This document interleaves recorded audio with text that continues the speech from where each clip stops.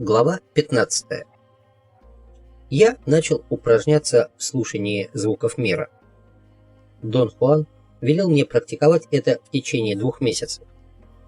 Слушать и не смотреть было мучительно трудно, но куда более тяжелым делом оказалась борьба с внутренним диалогом.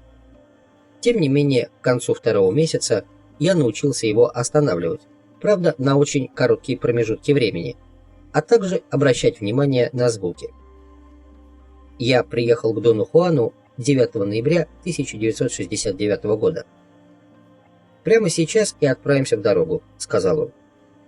Я немного отдохнул, и мы поехали на восток, к горам. Оставив машину на попечение одного из его друзей, живущего неподалеку, мы пешком отправились в горы. Дон Хуан положил в рюкзак галеты и несколько сладких булочек для меня, так, чтобы еды хватило на пару дней. Я спросил, не взять ли еще чего-нибудь из продуктов, но он отрицательно покачал головой.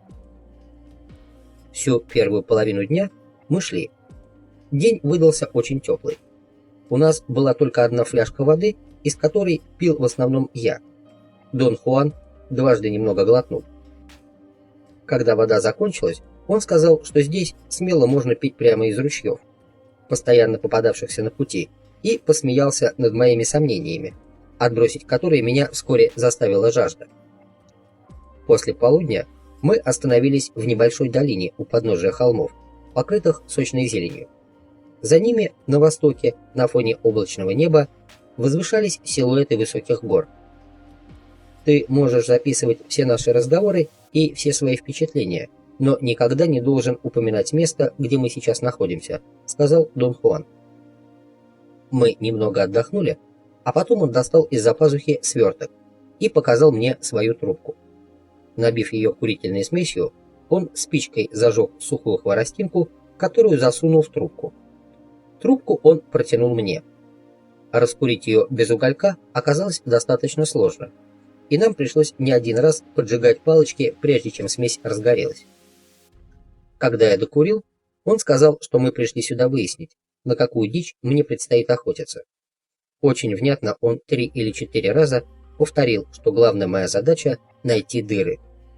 Дон Хуан так и говорил «дыры», и даже особо выделял это слово.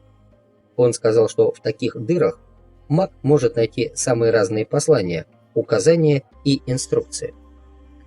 Я хотел спросить, что это за дыры, но Дон Хуан, как бы предупредив мой вопрос, объяснил, что их невозможно описать, так как они относятся уже к области видения. Несколько раз он повторил, что все внимание нужно сосредоточить на звуках и постараться отыскать дыры между ними. Он сказал, что 4 раза сыграет на своем ловце духов. Моей задачей было воспользоваться этими жуткими звуками для того, чтобы добраться до приглашавшегося союзника. И если это мне удастся, я получу от него очень важное для меня послание. Дон Хуан сказал, что я должен быть в абсолютной готовности, поскольку неизвестно, как появится союзник на этот раз. Я внимательно слушал, сидя возле каменного склона холма и прислонившись к нему спиной. Чувствовалось легкое онемение. Дон Хуан напомнил, что закрывать глаза нельзя. Начав прислушиваться, я смог различить пение птиц, шум ветра в листве, жужжание насекомых. Сосредоточиваясь на каждой из этих категорий звуков, я различил 4 типа птичьего пения. Можно было различить шум ветра, дующего с различной скоростью, большой и маленькой, и 3 типа шелеста листьев. Жужжание насекомых просто поражало. Их было так много, что я не мог их ни сосчитать, ни даже различить. Я погрузился в странный мир звуков. Такого со мной еще никогда не было. Я начал медленно сползать вправо. Дон Хуан сделал было движение, чтобы не дать мне упасть, но я опередил его, выпрямившись самостоятельно. Дон Хуан передвинул меня, усадив так, чтобы спина устойчиво покоилась во впадине скалы, вымел мелкие камни у меня из-под ног и аккуратно прислонил к скале мою голову. Затем он велел смотреть на юго-восточные горы.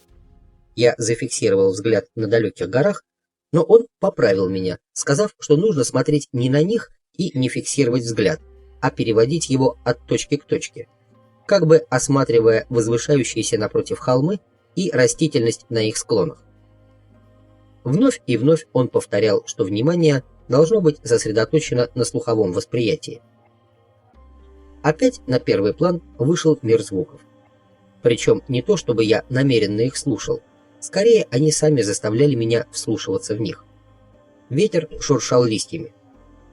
Он взлетал высоко в самые кроны деревьев на холмах и обрушивался в долину, где мы сидели. Падая, он сначала пробегал по листве высоких деревьев. Они издавали интенсивный звук. Я бы сказал, что это был богатый, сочный и даже звенящий шорох. Потом звучали кусты, мелодично завораживающие и в то же время требовательные. Он, казалось, мог заглушить все остальное. Мне он показался крайне неприятным. Звук был настолько близко от меня, что я почувствовал тревогу. И, наконец, ветер прокатывался по земле, издавая звук, мало похожий на шорох.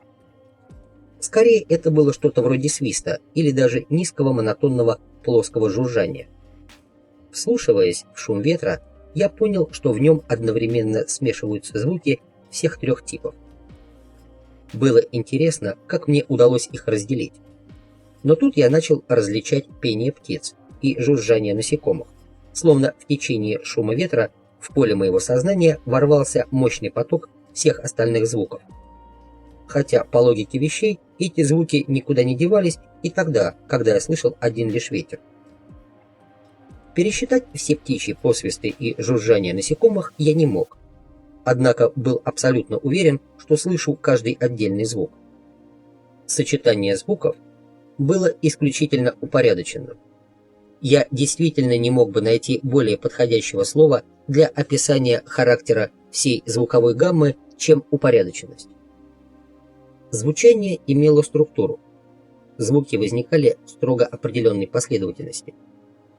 Затем я услышал ни на что не похожий продолжительный вой. От него меня бросило в дрожь. На какое-то время все другие звуки умолкли, и долина погрузилась в мертвое молчание. Когда эхо этого воя достигло внешних границ долины и растаяло, звуки появились вновь. Я снова уловил структуру и внимательно в нее вслушался. Спустя мгновение мне стало ясно, что имел в виду Дон Хуан, говоря о дырах между звуками. В шумовой структуре звуки были отделены друг от друга паузами. Например, особые посвисты птиц следовали через строго определенные интервалы. То же самое можно было сказать обо всех без исключения воспринимаемых мною звуках. Шорох листьев служил чем-то вроде тягучего вязкого клея, придававшего всей структуре характер однородного шума. Но главным было то, что продолжительность каждого звука являлась как бы единицей в общей шумовой структуре. Промежутки или паузы между звуками, когда я обращал на них внимание, оказывались дырами в них. Снова раздался продолжительный вой ловца духов Дона Хуана. Я не почувствовал толчка, но звуки опять смолкли. И я воспринял их перерыв как очень большую дыру. В это мгновение внимание сместилось от слуха к зрению. Я смотрел на гряду низких холмов, покрытых сочной зеленой растительностью. В силуэте гряды был разрыв, как раз в том месте, на которое я смотрел. Он воспринимался как дыра в одном из холмов. Это был промежуток между холмом, сквозь который мне был виден темно-серый цвет далеких гор. В течение короткого промежутка времени я не понимал, что это такое. Казалось, что просвет, на который я смотрю, это дыра между звуками. Затем звуки появились вновь, но визуальное изображение дыры осталось.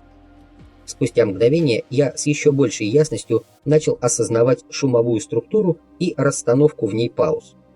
Сознание обрело способность четко различать и выделять каждый отдельный звук из огромного их количества. Я мог проследить за возникновением и исчезновением каждого звука, и все паузы таким образом воспринимались как вполне определенные дыры. В какой-то момент паузы как бы кристаллизовались, образовав в моем сознании некое подобие решетчатой структуры. я не видел и не слышал. Я ощущал ее какой-то непонятной частью своего существа. Дон Хуан опять заиграл на своей струне, и вновь звуки смолкли, образовав гигантскую звуковую дыру. Однако на этот раз пауза в шумовой структуре была как бы окаймлена дырой между холмами, на которую я смотрел. Эти две дыры наложились друг на друга. Эффект наложения сохранялся достаточно долго. Я успел увидеть и услышать совпадение их контуров. Снова восстановился шум, и структура пауз превратилась в гармоничную и почти визуально воспринимаемую картину. Я увидел, как звук образует структуру, и как структуры всех звуков накладываются на окружающий пейзаж. Это было похоже на совмещение дыр, которое я только что наблюдал. Мое восприятие принципиально отличалось от слухового и от зрительного, но сочетало в себе свойства обоих. Внимание почему-то было сосредоточено на огромной дыре в холмах. Я чувствовал, что одновременно вижу и слышу ее. В ней было что-то притягательное, даже соблазнительное. Она занимала все поле моего восприятия, и каждая отдельная звуковая структура, совмещенная с характеристикой пейзажа, каким-то образом определялась этой дырой и зависела от нее. Еще раз я услышал жуткий вопль ловца духов Дона Хуана. Все остальные звуки смолкли. Две большие дыры как бы начали светиться, и через мгновение я увидел вспаханное поле. Союзник стоял на том же месте, где я видел его впервые. Вся сцена выглядела очень четкой. Союзника я видел так хорошо, словно до него было метров 40-45. Но лица видно не было. По-прежнему мешала шляпа. Потом он пошел ко мне, медленно поднимая голову. Вот уже почти все лицо союзника открылось мне. Я был в ужасе и знал, что должен непременно его остановить. Странная волна прокатилась по телу, и я почувствовал, как излучается сила. Я хотел повернуть голову в сторону, чтобы прервать видение, но не смог. В этот критический момент меня осенила одна мысль. Я понял, что имел в виду Дон Хуан, говоря о пути сердца и о счетах на этом пути. В моей жизни было что-то, что я хотел сделать. Что-то очень нужное и увлекательное, что могло наполнить меня всепроникающими радостью и покоем. Теперь я знал, что союзнику не под силу меня одолеть. Без всякого труда я повернул голову, прежде чем все его лицо открылось мне полностью. И тогда вновь стали слышны все звуки, которые вдруг стали громкими и пронзительными, словно обозлились на меня. Утратив структурность, они превратились в аморфный сгусток острых воплей, причинявших мне боль. От их давления в ушах зазвенело. Ощущение было таким, будто голова вот-вот разорвется на куски. Я встал и закрыл ладонями уши.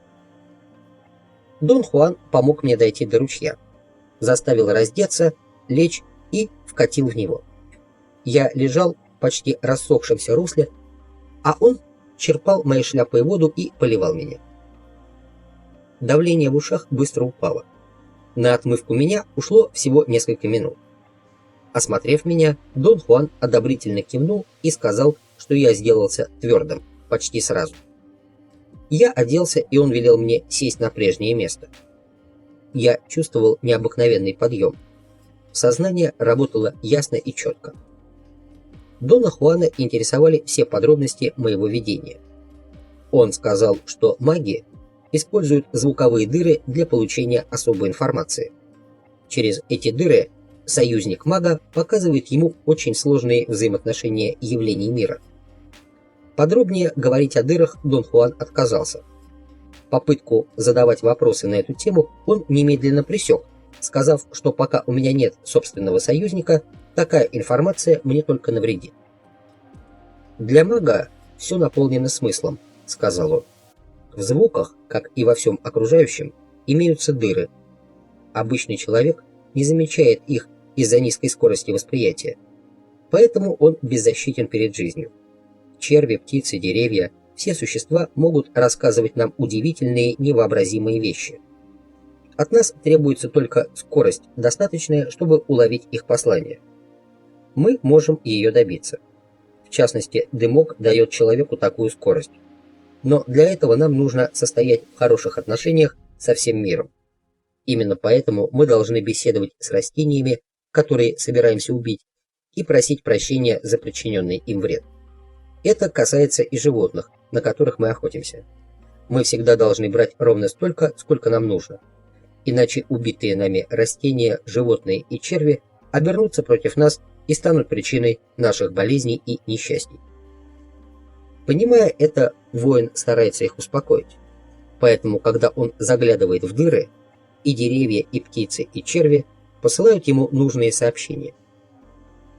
Но сейчас все это не так уж важно. Существенно лишь то, что ты видел союзника. Это и есть твоя дичь. Я говорил тебе, что мы отправляемся на охоту. На кого, я не знал, но предполагал, что на какого-то зверя. Я решил, что ты должен увидеть зверя, на которого мы будем охотиться. Я в свое время увидел вепря. И поэтому мой ловец духов – вепрь. Ты хочешь сказать, что он сделан из дикого кабана? Нет, в магии этого не бывает. Мой ловец духов не сделан из вепря, он является им. Почему мы пришли сюда охотиться? Союзник показал тебе ловца духов, которого вытащил из своей шляпы. Тебе нужен ловец духов, только с ним ты сможешь его призвать. Что представляет из себя ловец духов? Это веревочка. С ее помощью я могу призывать союзников, в том числе своего собственного, или духов источников рек, гор. Мой ловец духов – вепрь, поэтому он и звучит подобно ему. С тобой я использовал его дважды, когда призывал духа источника тебе помочь, и он явился, так же, как явился сегодня союзник. Но ты не видел его, потому что тебе не хватало скорости. Однако в тот день, когда ты лежал на камне в водном каньоне, ты знал, что дух почти одолел тебя, хотя и не видел его. Такого рода духи являются помощниками, но управлять ими сложно, и в каком-то смысле они очень опасны. Чтобы справиться с ними, нужно иметь безупречную волю. На что они похожи?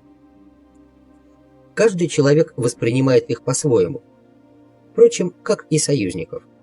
Видишь, тебе, например, союзник является в образе человека, которого ты когда-то знал или всегда будешь стремиться узнать. Какова склонность твоей натуры? Тебе свойственна таинственность. В этом я на тебя не похож. Поэтому союзник является мне в образе чего-то вполне определенного. Духи источников соответствуют особым местам. С тем, которого я призывал тебе на помощь, я хорошо знаком лично. Он обитает в том каньоне. Когда я в тот раз его вызывал, ты был недостаточно силен, и он обошелся с тобой довольно сурово. Это не было его намерением. У них вообще не бывает намерений. Просто ты лежал там и был слаб, слабее, чем я предполагал. В другой раз, в оросительной канаве, он чуть не убил тебя. Это было, когда ты начал светиться зеленым светом. Он застал тебя врасплох, и ты едва не поддался. В таких случаях дух всегда возвращается за своей жертвой. Так что я уверен, ты с ним еще встретишься. К сожалению, после использования дымка тебе нужна вода, чтобы снова стать твердым. Это ставит тебя в трудное положение. Если ты не воспользуешься водой, то, вероятно, умрешь. А если воспользуешься, то тебя захватит дух. Но в других местах мне можно пользоваться водой? Это не имеет значения. Пока у тебя нет ловца духов, дух источника, обитающий возле моего дома, может достать тебя где угодно. Поэтому союзник и показывал тебе ловца духов. Он тебе необходим. Вот что он имел в виду. Помнишь, он намотал его на руку и указал тебе на водный каньон? Сегодня он снова собирался показать тебе ловца духов. Но ты прервал видение и поступил мудро. Союзник двигался слишком быстро для твоей силы, и столкновение с ним имело бы для тебя очень серьезные последствия. Ну хорошо, а где же мне теперь взять ловца духов? Как я понял, союзник собирался тебе его дать.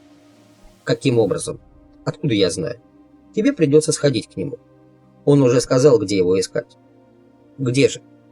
На тех холмах, где ты видел дыру. Я что, должен найти самого союзника?